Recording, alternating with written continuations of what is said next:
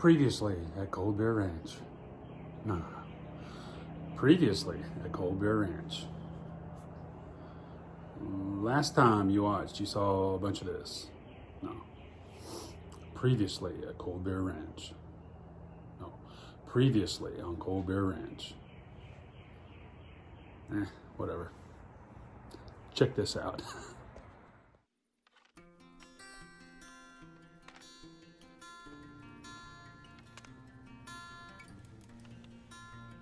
So I got all the 2x10 by 12s drug up there to the work site, and I've already measured out where I think they're going to be. Ultimately, as I'm measuring, I figure out that it's not square. It's just off about 3 inches from the front to the back, the side that I'm standing at right now to the side that's closest to this tree over here. What I figured out that was happening is those 2x10 by 16s that go along the sides, I had rimmed them all the way to the back side of the post instead of bringing the back 2x12 from end to end, if that makes sense. It was an easy fix. I just took the two side 2x10 by 16s off and then switched up that back piece and put it back together, and it worked out just great. I actually had a subscriber in one of the comments mention, hey man, better check that thing square before you start trying to put walls up and whatnot. So I'm glad I did. Got it worked out. But the way that I've framed it up there, I have to take off about 1.5 inches of the 12-foot sections before I can put them lengthways up there. And then the challenge, building this thing by yourself is you don't have anybody to hold it up for you. And so I thought about taking the brackets and hanging the brackets up there and then sitting them down in the brackets, which would have been nice. But ultimately, I just decided to figure out a way to hang them up there by myself after I chop off the ends. Ended up putting them between my legs and holding them up there and screwing one screw in on one side and then coming to the other side and screwing in the other screws.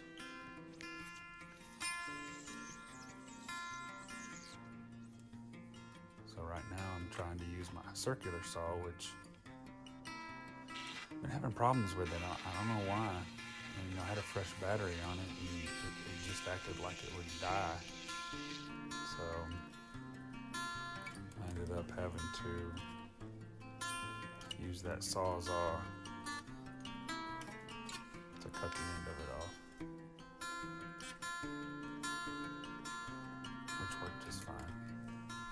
That thing's a beast. It's the one we used to cut down all the little trees in the area to make room for the footprint for the house. So here I'm just trying to figure out how to get this thing up there, with just one person. So I think ultimately end up just putting it between my legs and drilling it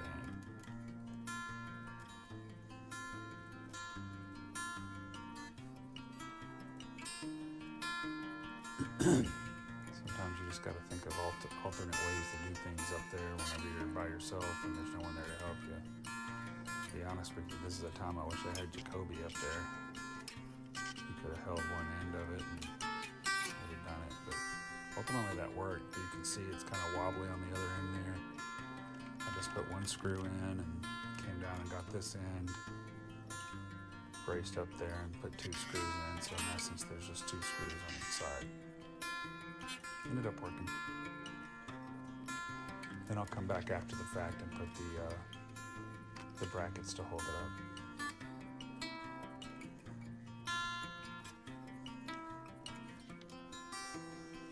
So this is just a lengthy process, kind of rinse, repeat over and over and over again.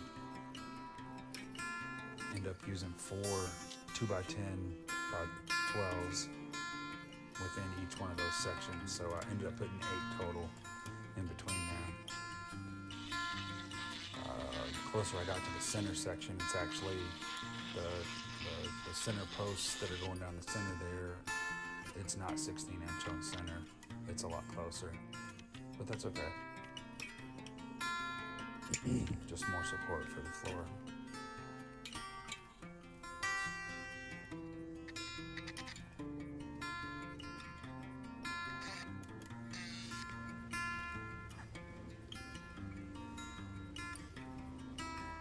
So as I'm putting these floor joists on there,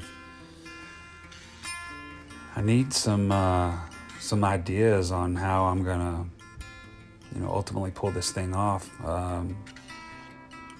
With it being 12 by 12, I'm gonna go ahead and use 2x4 studs around the outer edges just to, maximize as much room as I can. There's no reason for using anything heavier than that, like a 2x6 or anything. And my challenge is going to be, how do I maximize my space for, like, do I want to do a loft up there? Because I was thinking about just doing kind of a lean-to style roof, high on one end, low on the other, not really doing a gabled peak. But if I did, I think that's what they call it, a gabled roof, where there's a peak in the middle. Depending on what angle I do that peak at, I could actually have a loft upstairs where I could put another bed of some sort. Because what I was thinking about doing is having bunk beds in here and like a futon couch type setup. Ultimately the roof, I think if it was flatter and just sloped from one end to the other, it would be better for the solar setup, because then I could put the solar panels on there facing in one direction, and I think it would work better. But I think I could make it work with a peaked roof as well. But if you guys got some ideas, or tell me what your thoughts are, put them down in the comments below, and so I can kind of consider what my options are, or at least what do you think I should do.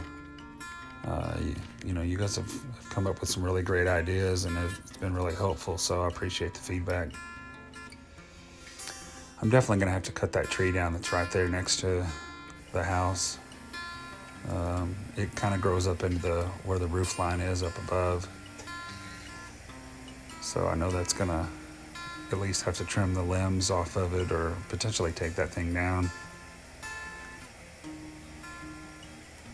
But I'm excited to get it done this far and to get the floor on and potentially get some walls going up pretty soon, because I think that's when the real fun starts, trying to figure out,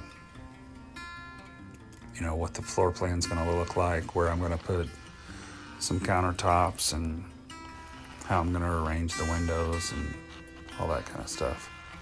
Because ultimately, it's not just a tiny house. I want to be able to hunt out of it, because it's right out there in the woods where all the deer come, and I want to arrange the windows so that you can slide a chair up there, and it would be comfortable enough to, throw your gun up out the window and be able to shoot a deer. And as close as it is, or since it's right in the middle of the woods, it would also be good to kind of have some windows that are arranged in a way that I could bow hunt as well.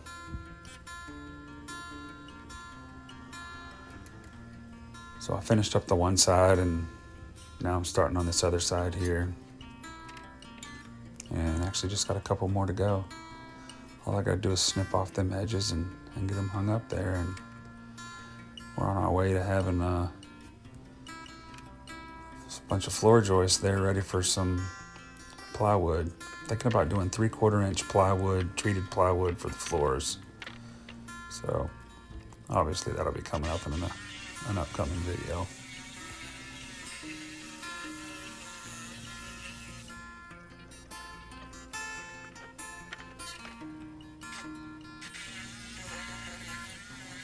Yeah, that little Sawzall thing works pretty good. It's not ideal. I'd rather have a circular saw, but in a pinch, since I was out there in the woods and that's all I had. It worked out well. Been really happy with that Porter cable brand. Of course, except for the circular saw not working right now, but it's all good. I'll let y'all watch me finish this up here. I appreciate y'all watching. Thanks for coming back and supporting the channel. Definitely more to come.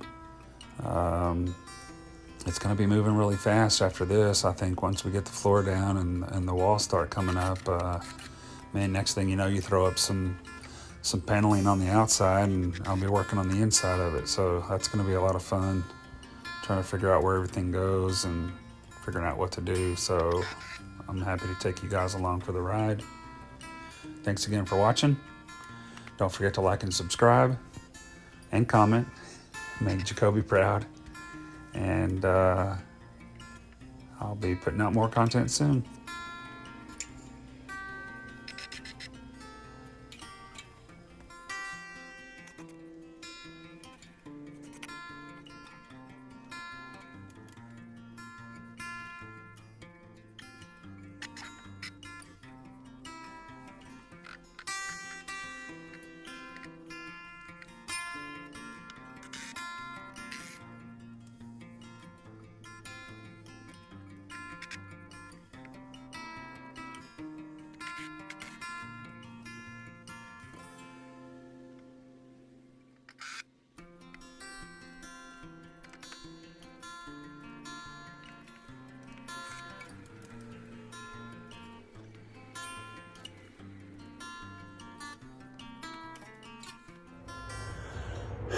Guys, check this out.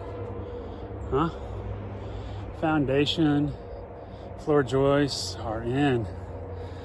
Man, it's looking good. It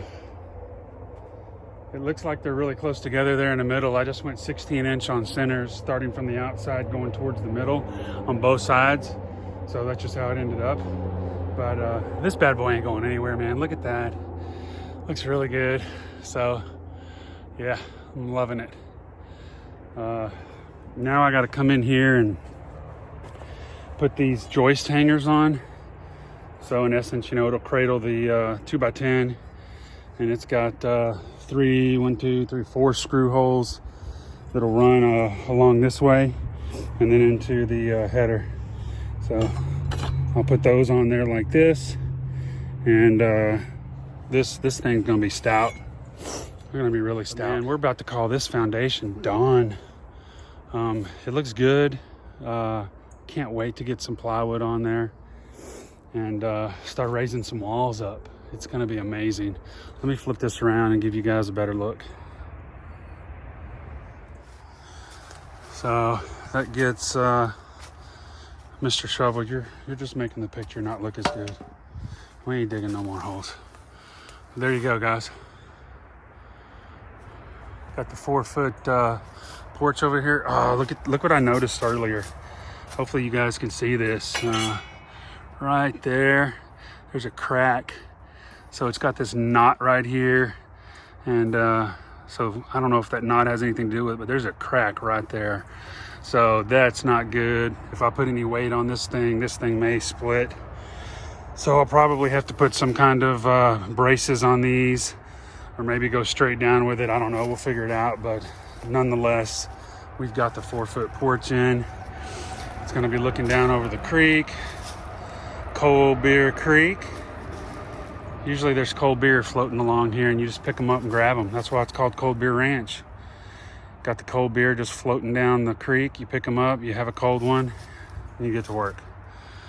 Not really, but man, this looks looking nice. So 16-inch on centers, of course, except in the center there. I do need to come back and put some concrete in these holes here. I think I got 3 more holes to put concrete in. But these, you know, these are solid right here. I don't know if y'all can see that. I didn't put any water in it, as you guys knew, and man, that thing solidified right up on the corners. So I just got to do these center ones here. Anyways, looking great. I'll catch y'all back. Maybe there'll be a little bit of footage of hanging these, putting these little joist hangers on. But other than that, man, appreciate you guys watching. Don't forget to like and subscribe and comment below. Somebody gave me a little acronym, LSC. Don't forget to LSC. Like, subscribe, and comment. Yeah, let's see if we can look at this from a different view. Maybe from up there. All right, let's get a different view of the deck. Here we go.